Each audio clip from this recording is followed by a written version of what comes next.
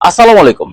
যেসব বোনেরা ছোট কাপড় পরতে পছন্দ করেন বা সবসময় যারা ছোট কাপড় পরে ঘুরে বেড়ান, সেই বোনদের উদ্দেশ্য কিছু কথা বলবে। সেই বোনদের একেবারে কমন একটি ডায়লগ থাকে, সবসময় তারা বলে বেড়ায়। কোনো ব্যক্তি যদি বলে যে তুমি এত ছোট কাপড় পরছো কেন, ছোট কাপড় পরা তো ভালো না, ইত্যাদি ইত্যাদি, তাকে যদি কোনো সাজেশন করা হয়, তাকে উদ্দেশ্য করে যদি কোনো কথা বলা হয়, তাকে যদি বোঝানো হয়, তাহলে সবার আগে তারা এই কমন ডায়লগটি দিয়ে থাকেন। সেটি হচ্ছে, আপনি আগে আপনার নজর ঠিক করুন।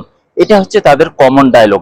তারা আবার ইসলামের উদ্ধৃতি দিয়েও কথা বলে থাকেন, একেবারে কোরআনের আয়াত দিয়ে কিছু কথা বলে থাকেন।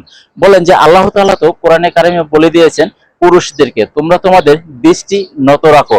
এত সুন্দরভাবে উদাহরণ দিয়ে আপনাকে বুঝিয়ে দিবে, আপনার কথা বলার কোনো আর স্কোপ থাকবে না, আপনার সব ধরনের কথা বলার সোর্স বন্ধ হয়ে যাবে, আপনাকে একেবারে মানে বোকা বানিয়ে দিবে, বুঝছেন? এইটাই হচ্ছে তাদের কৌশল। কারণ তারা খুব বুদ্ধিমান, তারা বুদ্ধিমান ব্যক্তি, এই জন্যই তারা মানুষকে বুদ্ধি খাটিয়ে ইমান থেকে দূরে সরে যাওয়ার জন্য এই কৌশলগুলি তারা অবলম্বন করে।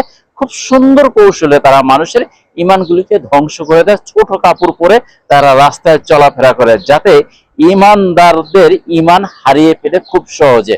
তাই আপনি হয়তো বলতে পারেন যে সে তো ছোট কাপড় পরেছে, তাহলে ইমানদারদের ইমান কিভাবে হারাবে? হ্যাঁ ভাই, এইটাই হচ্ছে একটি কৌশল।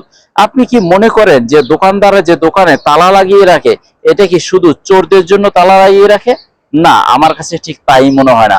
আমার কাছে মনে হচ্ছে যে এই যে তালা, এটা কিন্তু চোর স্বাভাবিকভাবেই এই তালা খুলতে পারে বা ভাঙতে পারে, খুব সহজেই তারা এটা চুরি করতে পারবে। চোরের জন্য এটা কোনো ব্যাপার না, যদি চোরের চুরি করার ইচ্ছাই থাকে। হ্যাঁ, তবে কিছুটা তো সেফটি অবশ্যই থাকে তালা লাগালে। তারপরও বড় ছিপটি হচ্ছে ইমানদারদের।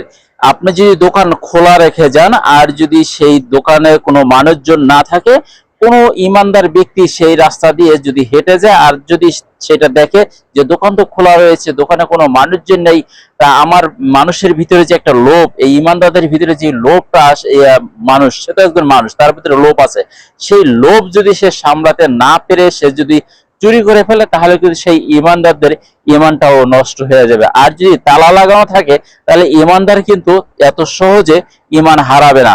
আর যারা চুরি করে তাদের তো কোনো ইমান নেই, তার ইমান হারাবার কোনো ভয়ও নেই, কারণ হচ্ছে তার ইমান থাকলে তো সে ইমান হারাবে।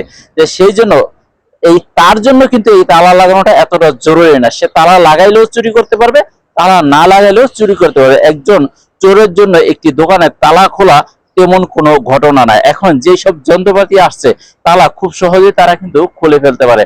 আপনারা হয়তো দেখেছেন বড় বড় গাড়ি মাত্র 3 মিনিটে গাড়ির লক খুলে কিন্তু গাড়ি চুরি করে ফেলে। অতএব এটা তার জন্য খুব সহজ ব্যাপার।